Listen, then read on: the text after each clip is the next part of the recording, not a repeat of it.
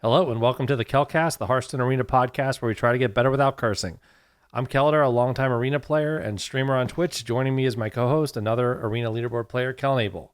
So Kellen, let me say this first. We're going to make sure you check out all of our stuff on social media, on Twitch, YouTube, and Twitter. You can search Keldar, that's Keldar, to find the podcast. And if you want to listen to see the visual version, you can go to YouTube. And if you want to listen to the audio version, you can check it out on Buzzsprout or any podcast medium that you listen to. All right. So, Kellen, what are we going to do this week? Well, today we're going to talk about what to do when you get in a rut. And we've all been there. We've all been either bored, feel like we can't win, or just kind of sick of the game. And that happens to everybody. And there's actually a lot of ways that you can improve your game while you're in a rut. And so we're going to talk about some of the ideas we have that can help you out with that today. Yeah. Because sometimes, there's times where arena gets frustrating. I know that people that like arena, I've talked about this before, but I think there's different people that have certain personalities are more attuned to like things like arena. People that don't like the same thing, people that like the same thing and know what to expect, like ladder more maybe, or like different game modes. People that like arena usually, they kind of like the idea that it's different and they get to try different things, maybe a little more exploratory type of people. So there's definitely different similar mindsets among arena players. And I definitely know that a lot of arena players, they do like results. They like to do the best they can. They like to look at their average, am I improving? Am I making this class better and that kind of thing. And I think sometimes when you get very focused on those results, which I think a lot of players that are into arena it does sometimes get a little frustrating. So we're going to try to talk about some ways to maybe alleviate that stress, maybe change your perspective a little bit. So what kind of things did you want to bring up, Kellen? Well, first, I wanted to talk about what you can do within the game Hearthstone Arena mode just itself. And you have some thoughts, actually. So let's go through. You have some very specific thoughts about strategies you use while playing Arena that keep it fresh and engaging, even if you're starting to get bored. Right. So, when I first started playing Arena, I frankly wasn't really worried about being competitive.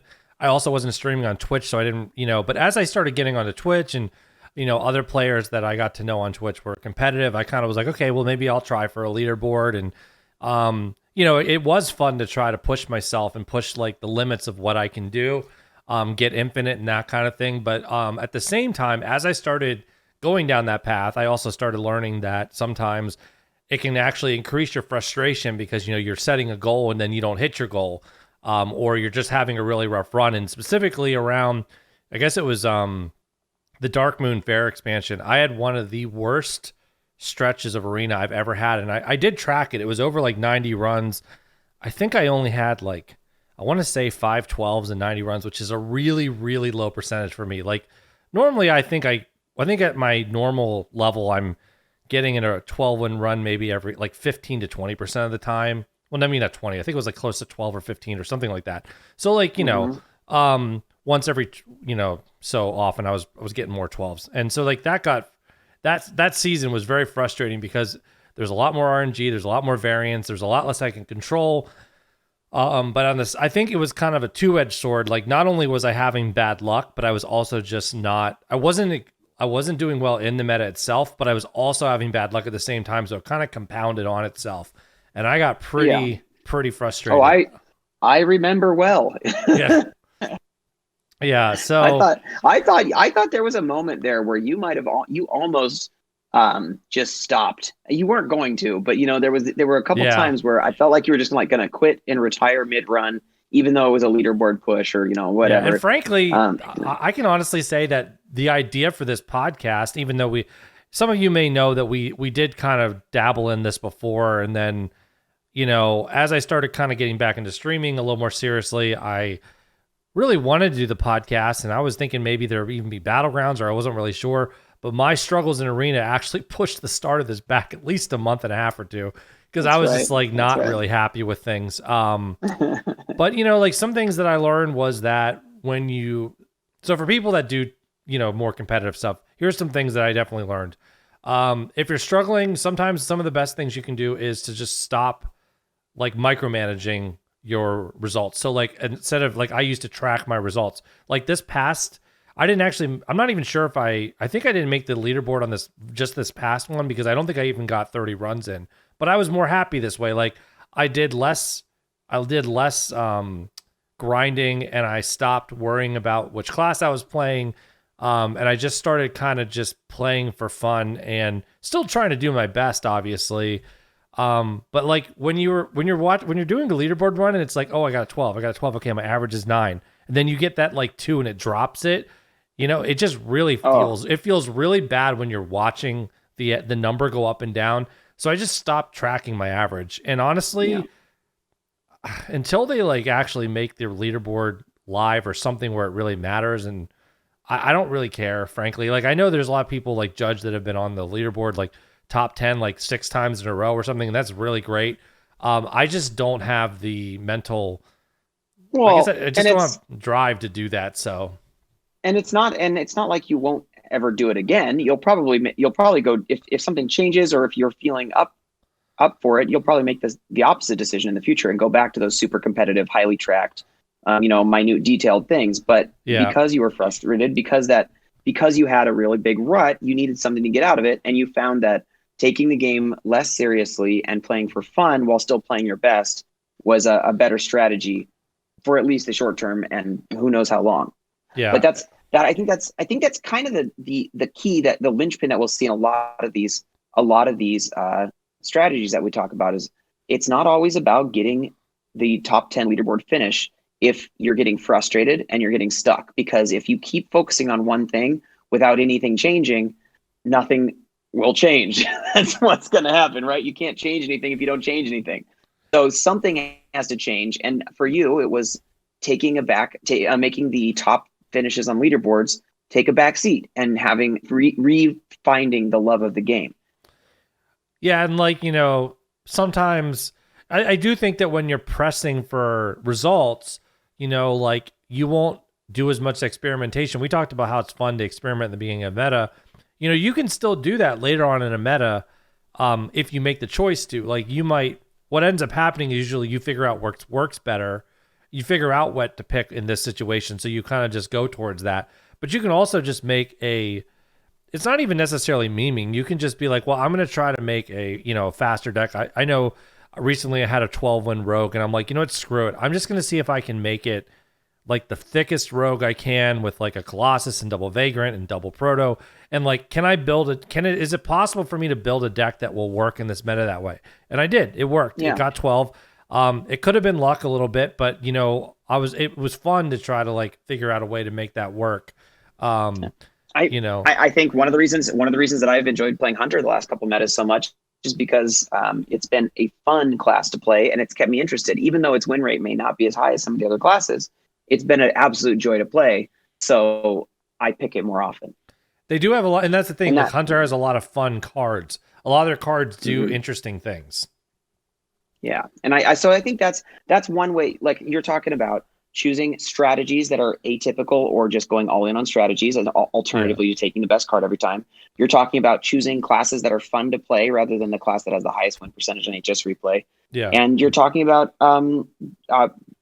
playing without tracking your statistics. And I think those are 3 great strategies for regaining the love while not even venturing outside the world of Hearthstone Arena, still staying within that same world. Yeah.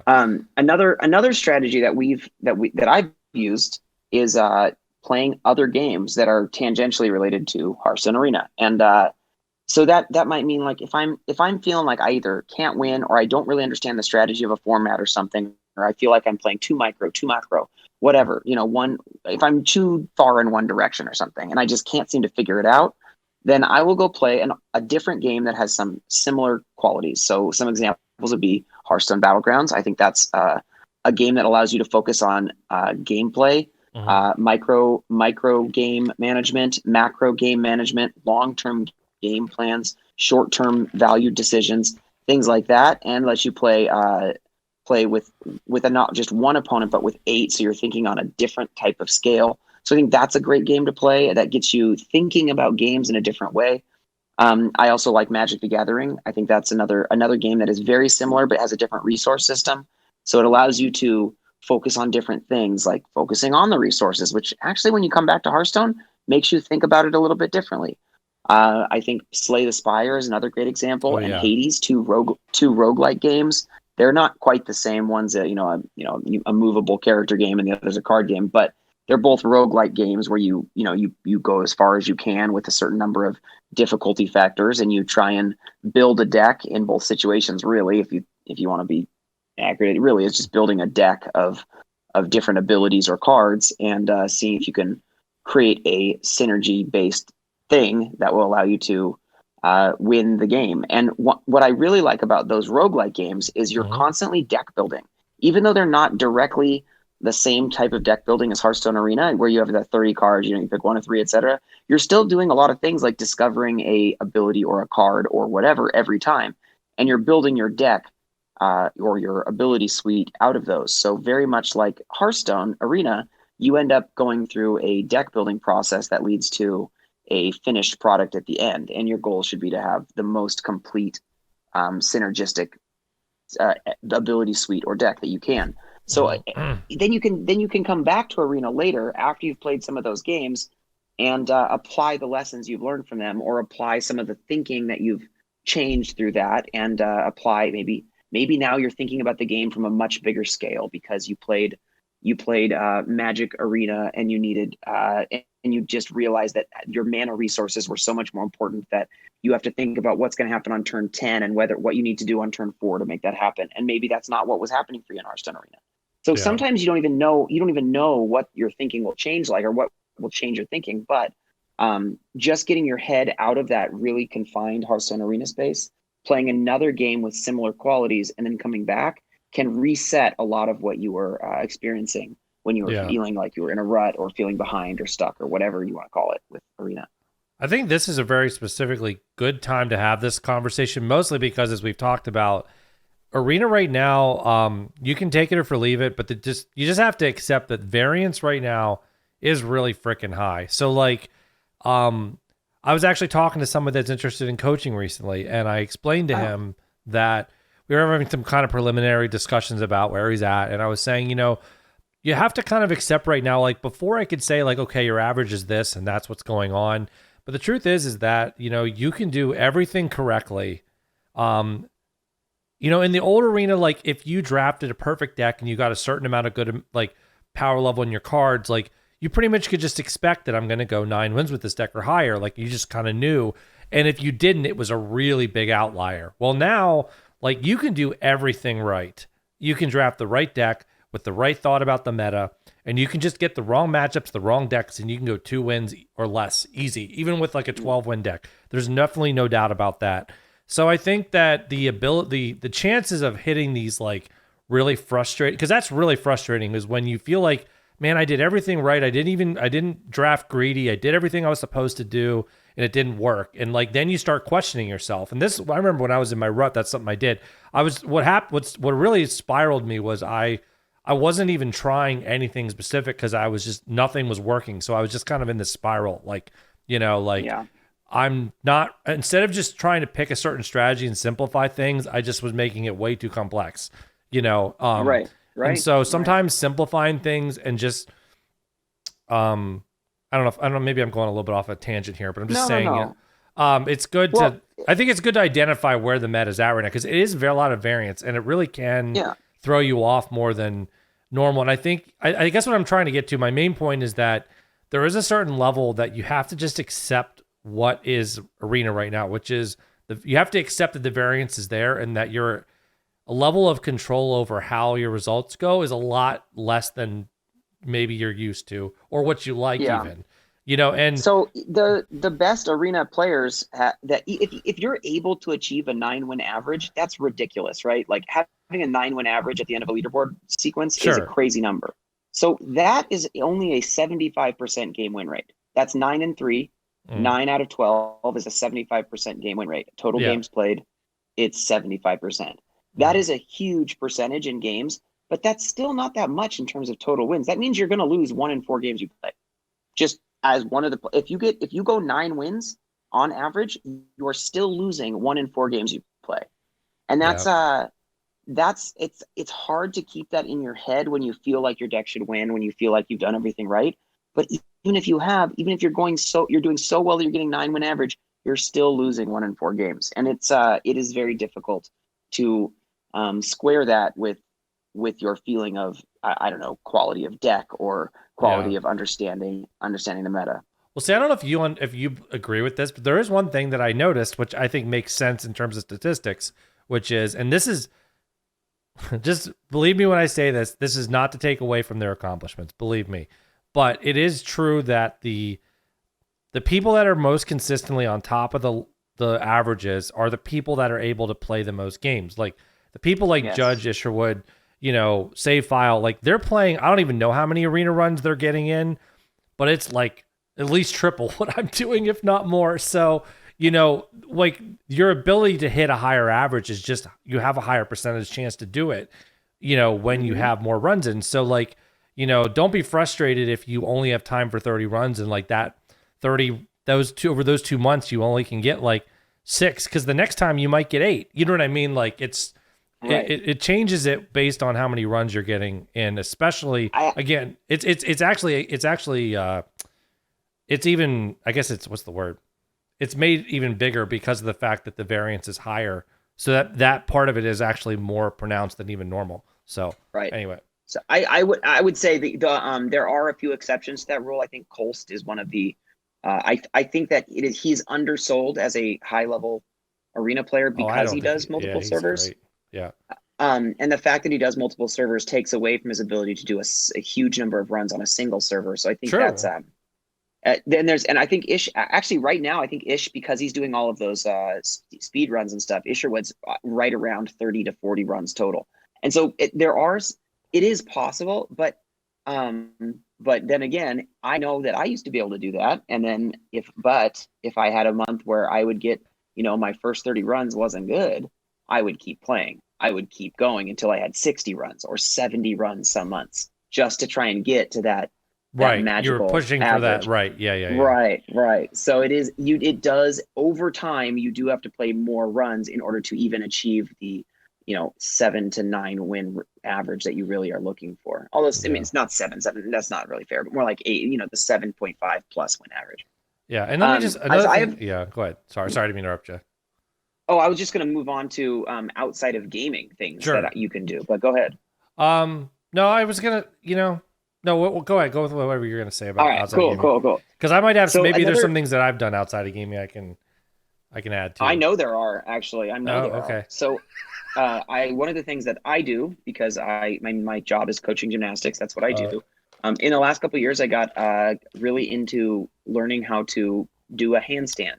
And initially, that was just trying stuff. But eventually, I became more and more engaged in the philosophy and the understanding the physics of how the body works and how different muscles interact with other muscles and where different alignments need to happen in your knees and shoulders and elbows and all these things that, even though I wasn't working on Hearthstone, I was engaging my strategic brain to build like how one thing works with another. And then by taking a break from Hearthstone and working on something else where I was trying to develop a strategy, even though it wasn't a game, it was still developing a strategy to learn something new. When I came back to Hearthstone, I was more ready to learn and figure out a new way to approach the strategy of Hearthstone. I bet Kellen can't do this. Yeah. What? I got a one-handed. I can't even see what you're doing. I know, people that are listening, I am doing a one-handed handstand. Oh my God. I just turned on Twitch. Now I see it. I know this. I have to say that because this is supposed to be an audio thing, but I just couldn't help myself. All right. Anyway. Yeah, no, that's really cool. Like, I do think that, we talked about this with a lot of our other episodes with changing your mindset. And I think there's ways you can do it outside of arena. Like, I know sometimes that, like, this is a very simple way, but sometimes, like, if I know myself, and if I just had a really bad game, sometimes, like, you're like, screw it, I'm just going to enter the next game and try to beat it. And sometimes that's like the worst time to just jam another game. Like, honestly, sometimes I've had just a bad day streaming and like I've just taken 2 days off or whatever. Yeah. And then when I come back, like I come back even to the same run and I just feel better. Sometimes you just need a break from games. Like there's no shame in just taking a little bit of a break sometimes. So I'd never connected this before, but one thing we use in sport a lot is sports psychology. And I had not connected that to Hearthstone, but you absolutely should, because it is, an esport to some degree. One of the best, there are two approaches to approaching mental blocks in sports. One is to go at it head first and just go until it cracks, which has proven to be an ineffective strategy. And the other strategy is to back off, let your mind rest, stop getting frustrated with it, and approach it again in a future when you have a better mindset. And we don't do that with games very often, and we really should. We should take that sports psychology approach and approach things from a healthier perspective rather than just jamming our head into the wall. Well, okay, I actually have a great example of just this specific thing. So I was playing The Witcher 2. It's hard to get into all the specifics, but basically the game it's a good story, but the mechanics of the game are just not. It's not a very well made game in terms of mechanically. So there's a lot of these like kind of fights they set up where you're like one person up against like a whole army of, guards. And there's just this one fight and I'm on the hardest setting because that's just how I am, trying to beat this thing. And this fight was so frustrating because the way it was like bugged in a sense that you basically would have this vocal conversation with somebody that was like a video thing, and then as soon as the fight started, you get shot in the back with an arrow, and there was no way to avoid it because there was just no way to avoid it, and so you would start at like 25% health, and it was like an impossible fight. So literally for 20 minutes, I'm trying to beat this thing without changing the difficulty level because I'm so stubborn, right?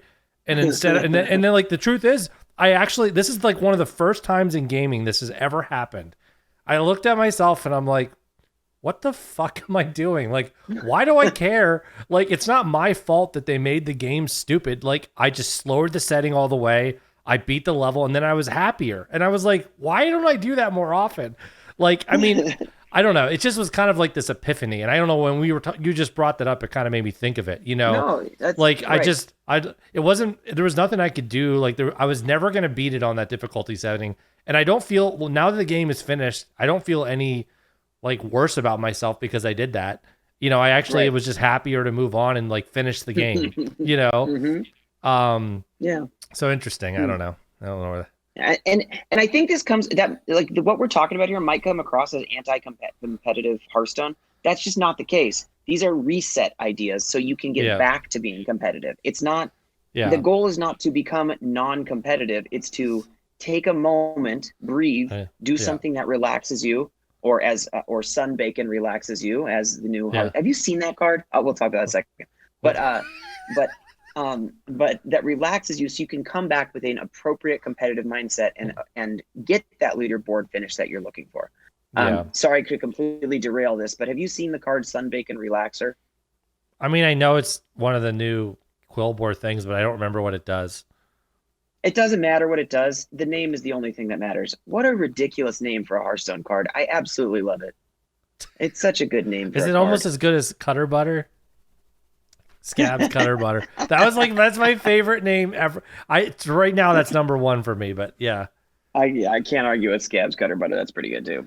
Yeah. There's a lot of good ones. Yeah, I think we covered a lot of different little ideas, but so some of it is within Arena, some of it's outside of Arena, but it usually does come down to a mental. It's usually mental. It's not that you suck at Arena. It's not that like you're bad at Arena. But like, frankly, like talking, we kind of go back to that 90 runs I had that was really bad. If I had just, I was streaming, so I didn't take any time off. If I had literally just taken 24 hours off and not played any Arena and just started over again, I bet you I could have broken out of that. Probably. I bet you could have too. Just by literally doing that one step. And you have to do a little like experimentation to figure out what works for you. But these are definitely all different strategies. Sometimes it's like, I mean, it sounds dumb, but if you're really frustrated, like do something different, like go for a walk and like, even if you just take 20 minutes away from it or something. And if you want to, like, if you're really trying to focus and finish a leaderboard run or something, it's not going to kill you to take like a half hour and go for a walk or do something else or get some food or whatever, just kind of break away from it. Cause I think that sometimes we end up making things worse because we're not willing to just stop. You know what I mean? So it's okay to reset.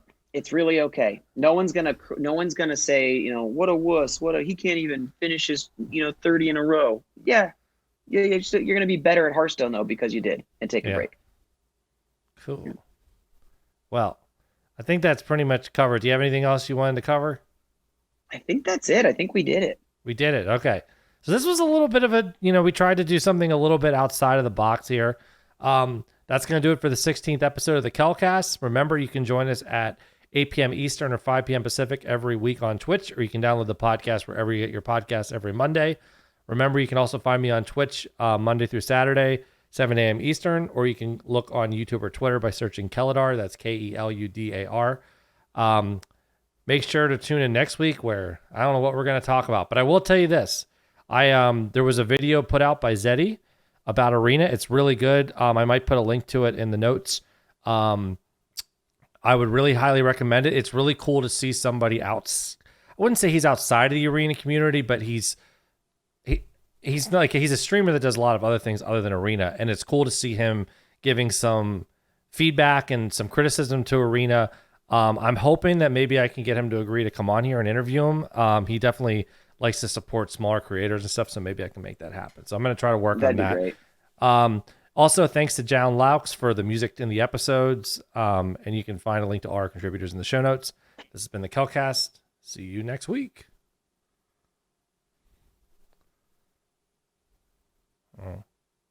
So, what are we angry about? Hey, you know what? The Sixers got the fucking first seed. Let's go. I was going to say, I'm not angry. I'm excited for you, man. That's so cool.